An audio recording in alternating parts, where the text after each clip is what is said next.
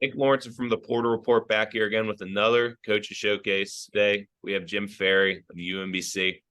As after a stint at Penn State, he had a good last 2 years at UMBC, 18 and 14, both those years.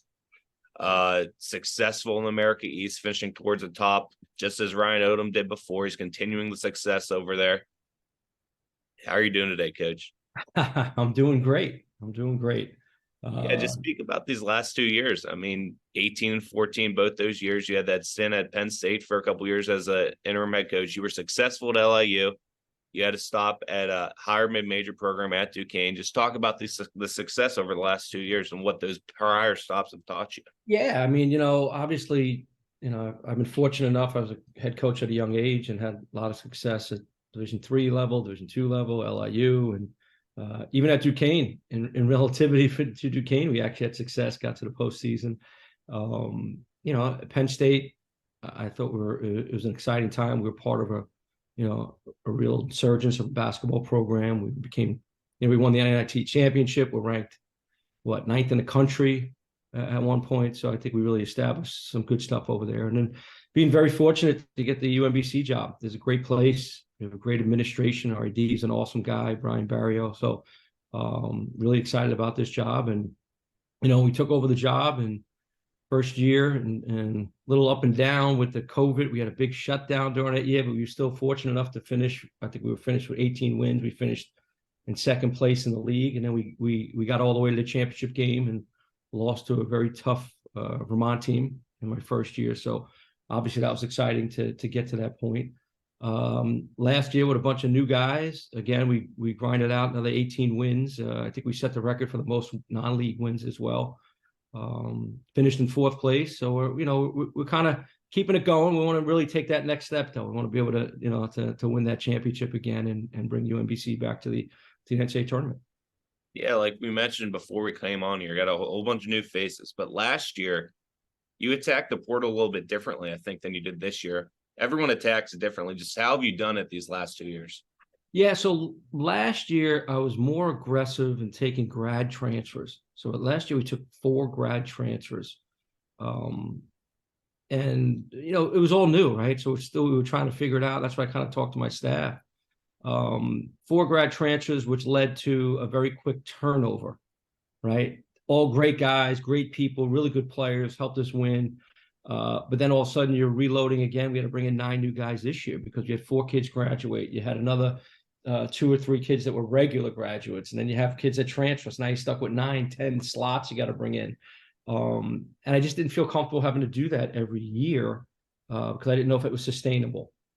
So this year I kind of went with a total blend. We took like 4 high school kids, 5 high school kids.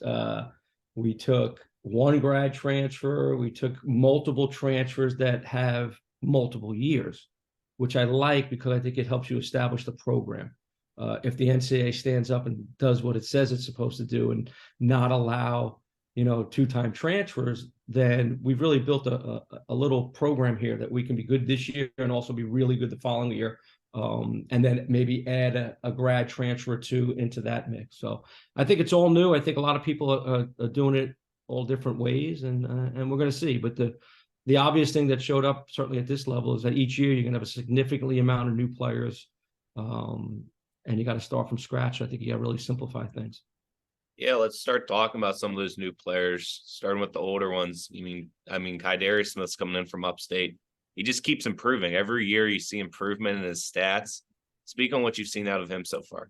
Yeah, he's been tremendous. My staff has done a fantastic job.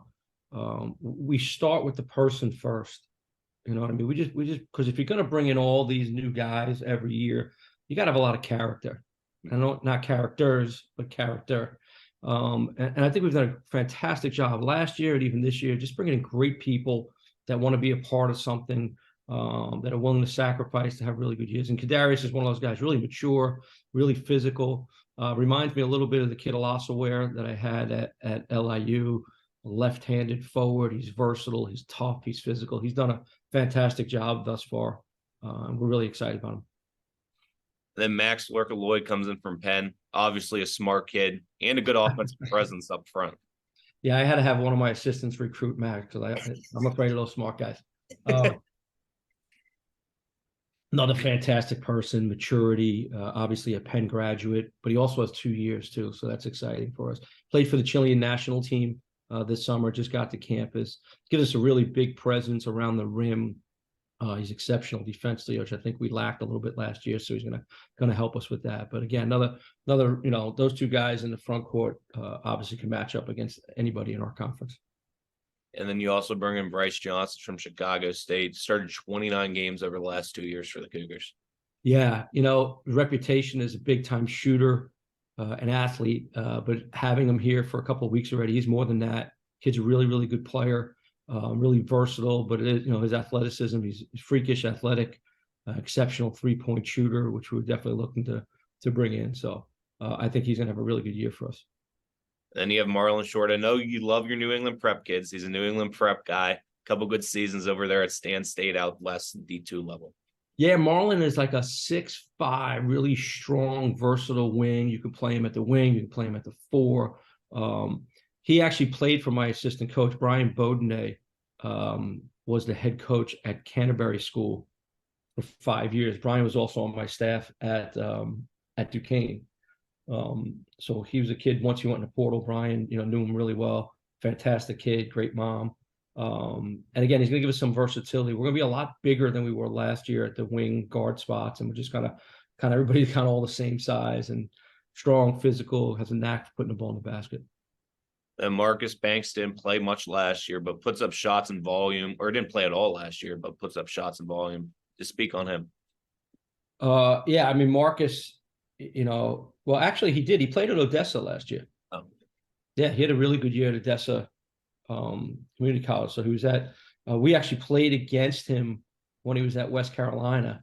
He's a strong kid, can really shoot the basketball, big, athletic, physical guard. So again, another guy that's going to bring some maturity and going to bring some shooting for the program.